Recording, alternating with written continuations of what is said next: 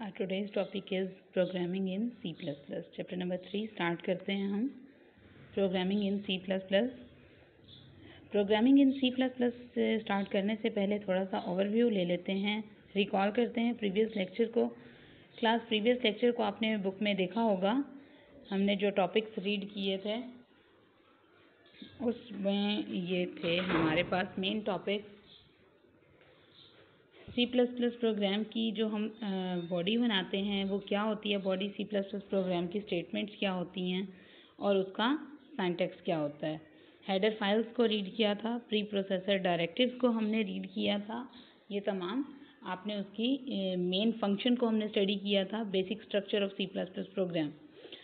Pre processor directives क्या थी, जो कि हैश साइन से स्टार्ट होती थी. हैश इंक्लूड करके हम अपनी डायरेक्टिव्स को प्रोग्राम में ऐड करवाते हैं. मेन फंक्शन क्या था, मेन फंक्शन जो कि हम मेन फंक्शन वॉइड मेन के नेम से स्टार्ट करते हैं. Body of main function, parenthesis start and parenthesis and में हम बॉडी ऑफ मेन फंक्शन को राइट डाउन करते हैं. उसके अलावा हेडर फाइल्स का थोड़ा सा इंट्रोडक्शन हमने देखा था. हेडर फाइल्स क्या होती हैं. Header files are collection of standard library files. Library files को हमने स्टडी किया था. What are library files. Header files हमारे पास क्या होंगी, जो लाइब्रेरी फाइल्स हमने स्टडी की थी. उसके बाद क्लास आज हम अपना नया चैप्टर स्टार्ट कर रहे हैं, चैप्टर नंबर 3. चैप्टर नंबर 3 है programming in C++. Okay class, ये चैप्टर स्टार्ट करने से पहले आप देख रहे होंगे आपको एक्सरसाइज में ये MCQs, शॉर्ट क्वेश्चंस और ये तमाम आपको शो हो रहे हैं. आपने इससे रिलेटेड जो भी हमने टॉपिक स्टडी किए हैं उस टॉपिक्स में आप उसके क्वेश्चन आंसर्स को देखेंगे और उस जो भी टॉपिक्स हमने स्टडी किए हैं उसके आप नोट्स बनाएंगे. Okay, let's start the next chapter, programming in C++. Programming in C++ में सबसे पहला टॉपिक है क्लास हमारे पास आइडेंटिफायर्स. आइडेंटिफायर्स क्या होते हैं. आइडेंटिफायर C++ में हम नेम कॉल करते हैं. Identifier are the names used to represent variable, constant, type, function and labels in the program. Identifier actually हम उस नेम को कॉल करते हैं, वो वेरिएबल का नेम होता है जो भी हम उसमें यूज़ कर रहे हैं साइड प्रोग्राम में, वो उसके नेम को हम आइडेंटिफायर्स बोलते हैं. An identifier in C++ may consist of 31 characters. If the name of an identifier is longer than 31 characters, the first 31 characters will be used and the remaining characters will ignored by C++ compiler. अगर हमारा कोई भी name, हम variable का name use कर रहे हैं जो वो 31 कैरेक्टर से लॉन्ग है, तो वो 31 कैरेक्टर्स के बाद 32 कैरेक्टर को इग्नोर करके 31 कैरेक्टर्स को ही कंसीडर करेगा और 32 कैरेक्टर्स को इग्नोर कर देगा. ये उसने रूल के अकॉर्डिंग हम उसके आइडेंटिफायर्स के नेम को सिलेक्ट कर सकते हैं. ठीक है. The first character must be an alphabetic और अंडरस्कोर. जो भी हमारे वेरिएबल का फर्स्ट कैरेक्टर होगा वो फर्स्ट कैरेक्टर होना चाहिए, ना कि आप इंटीजर यूज़ कर सकते हैं.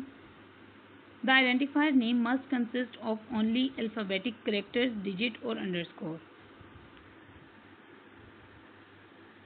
आइडेंटिफायर नेम कैरेक्टर्स, डिजिट्स और अंडरस्कोर मीन स्पेशल कैरेक्टर्स पे डिपेंड करता है, बट उसका फर्स्ट एलिमेंट या फर्स्ट जो भी उसका कैरेक्टर होगा वो कैरेक्टर ही होना चाहिए, या आप उसे अंडरस्कोर से स्टार्ट कर सकते हो.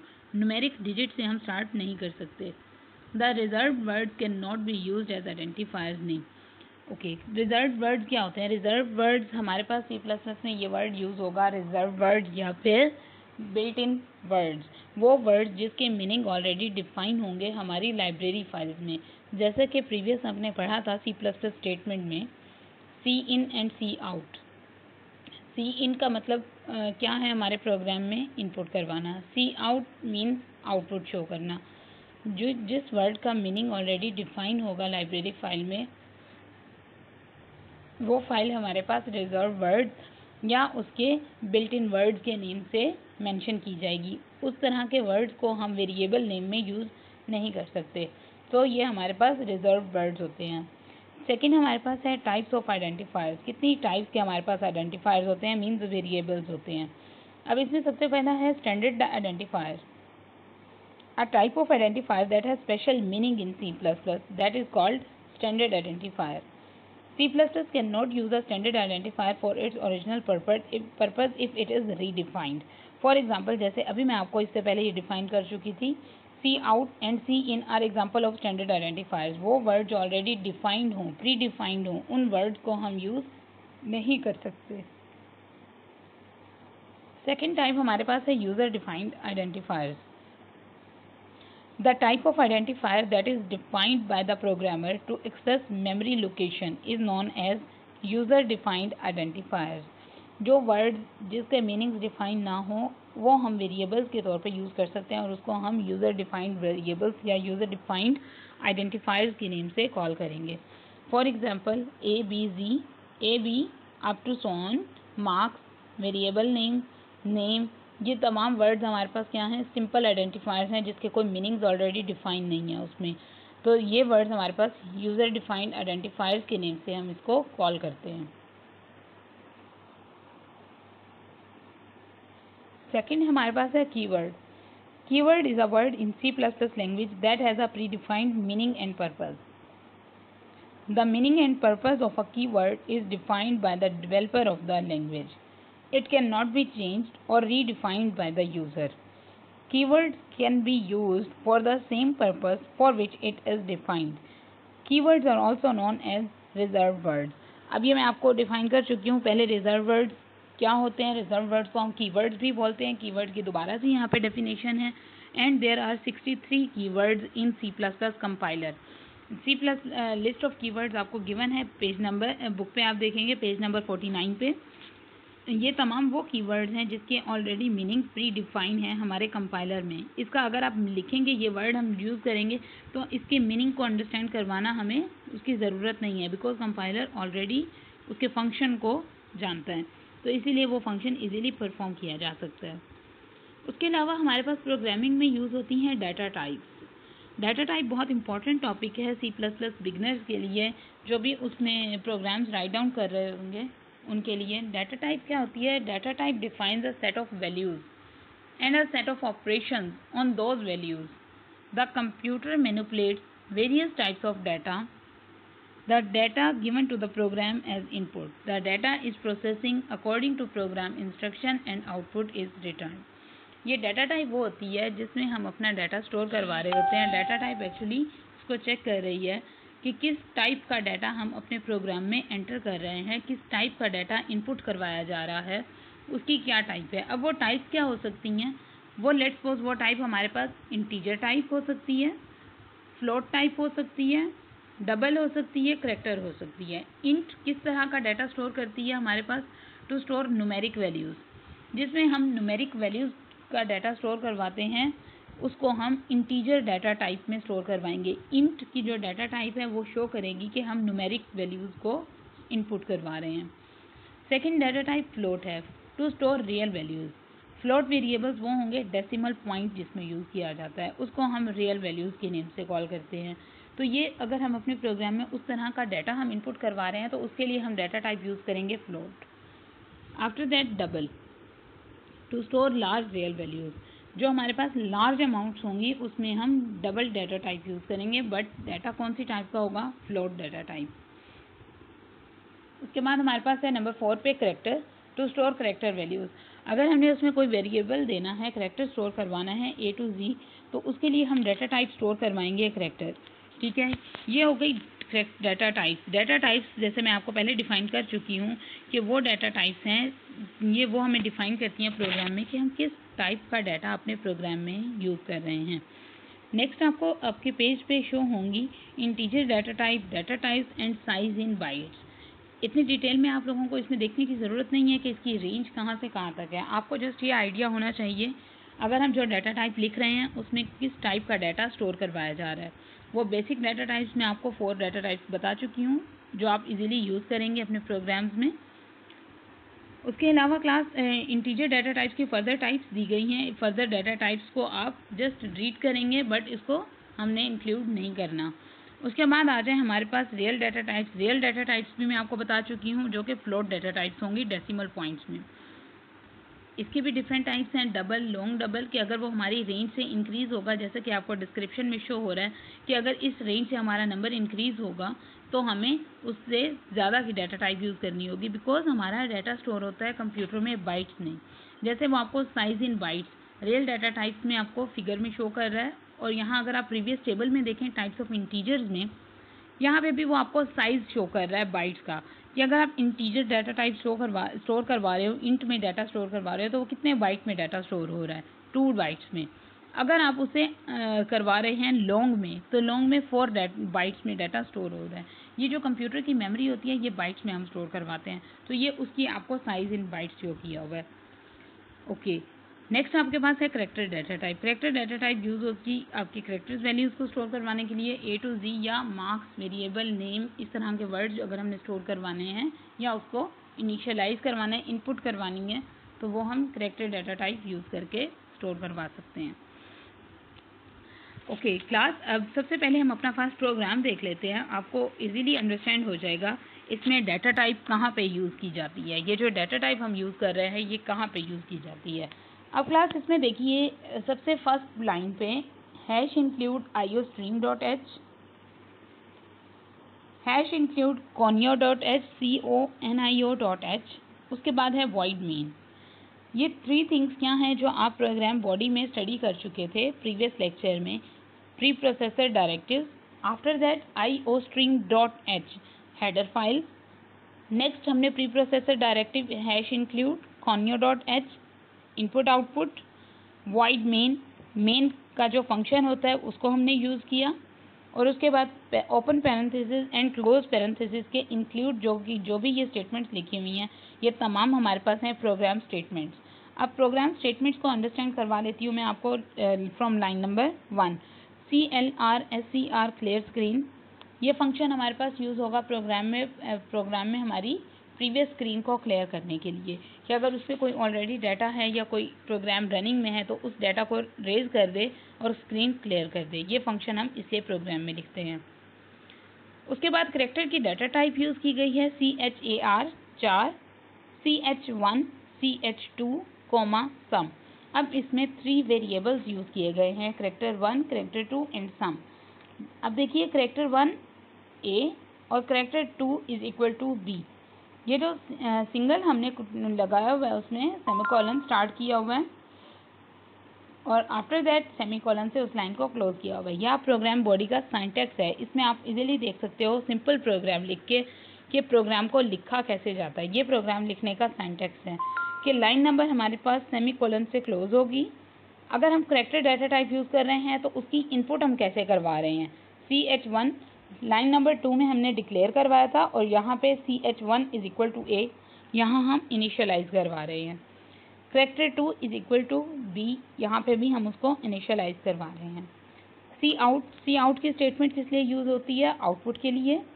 Character R, character 1, character 2।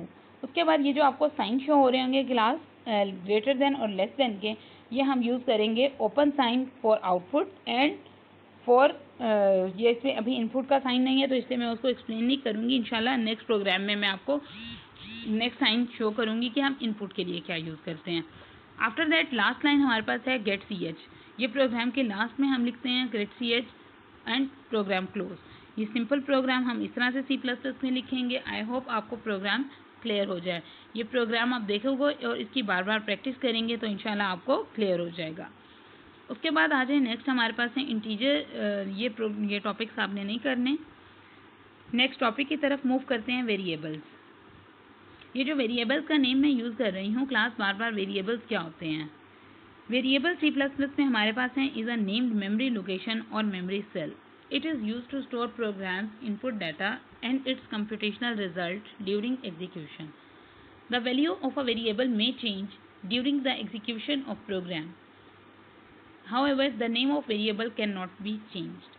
Variables by word define हो रहे हैं। वेरिएबल्स वो होते हैं वो वर्ड जिसको हम चेंज कर सकते हैं। वेरिएबल्स वो हैं जिसको हम चेंज कर सकते हैं। ओके और वेरिएबल जैसे कि अभी हमने प्रीवियस प्रोग्राम में आपने देखा ये CH1, CH2 these are the variables.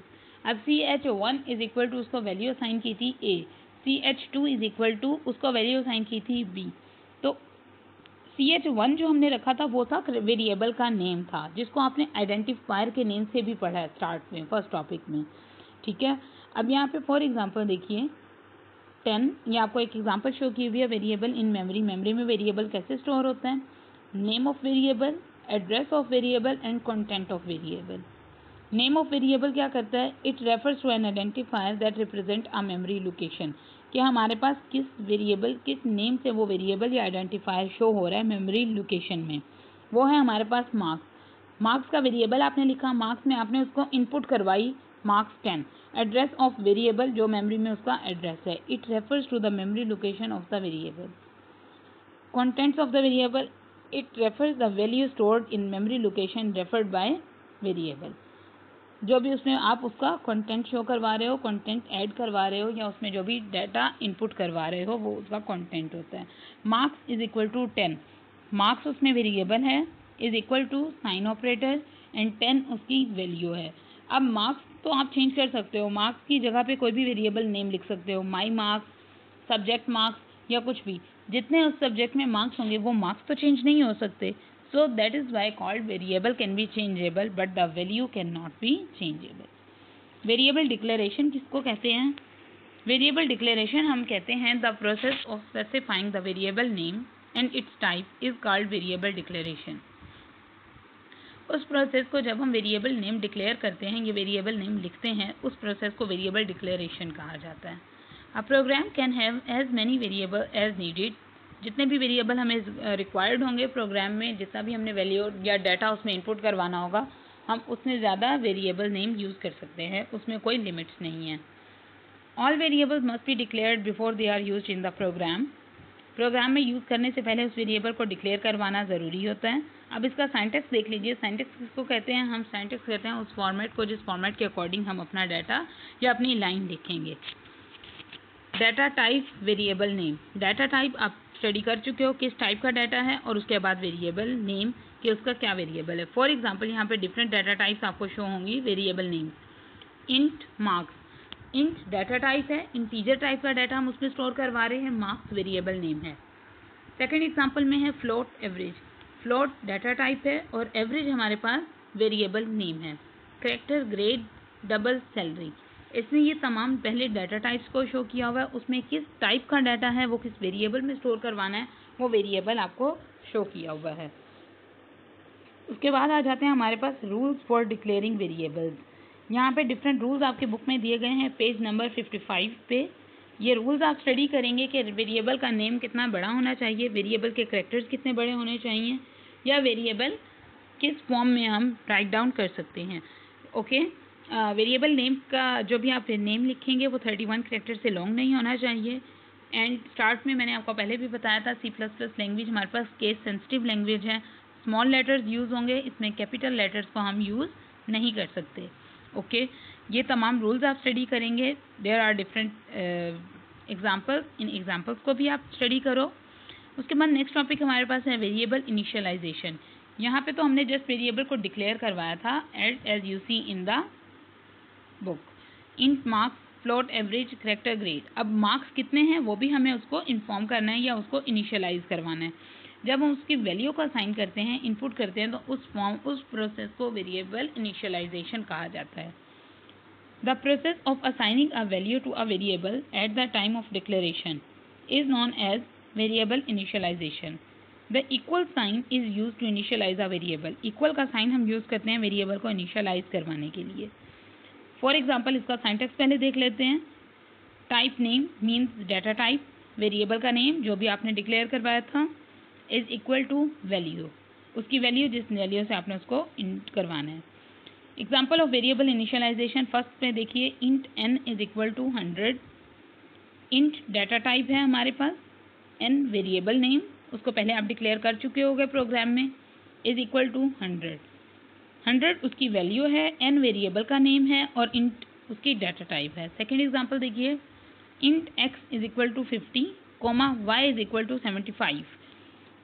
Int data type है x और y की, क्योंकि y के साथ कोई डाटा टाइप स्पेसिफिक नहीं की गई, एक ही लाइन में लिखा गया है, तो मीन्स y की भी डाटा टाइप इंटीजर है, इंटीजर टाइप का डाटा हम स्टोर करवा रहे हैं। Float average is equal to 50.73। Float type का डाटा था तो उसे हमने average variable name, float data type, और उसमें वैल्यू हमने क्या स्टोर करवाई, पॉइंट्स में। उसके बाद करेक्टर की एग्जांपल देखिए। करेक्टर डाटा टाइप है, ग्रेड हमारे पास वेरिएबल नेम है, करेक्टर ग्रेड क्या ग्रेड है, जब भी आप करेक्टर का वैल्यू या उसकी इनपुट करवाएंगे वो आप सिंगल कोटेशन मार्क्स में करवाएंगे, as you see in the book. I hope class आपको वेरिएबल्स और ये तमाम अंडरस्टैंड हो गया हो। कॉन्स्टेंट्स को इंशाल्लाह हम नेक्स्ट लेक्चर में कवर करेंगे। अब तक आप इस लेक्चर के इम्पोर्टेंट टॉपिक्स को कि प्रोग्राम की बॉडी हमने शेप कैसे करनी है, प्रोग्राम में वेरिएबल कैसे लिखना है, इस चीज़ को आप प्रैक्टिस कीजिए। जितनी ज़्यादा आप प्रैक्टिस करेंगे by following book you can easily understand. इंशाल्लाह नेक्स्ट टॉपिक्स को हम नेक्स्ट लेक्चर में कवर करेंगे। तब तक के लिए अस्सलाम वालेकुम।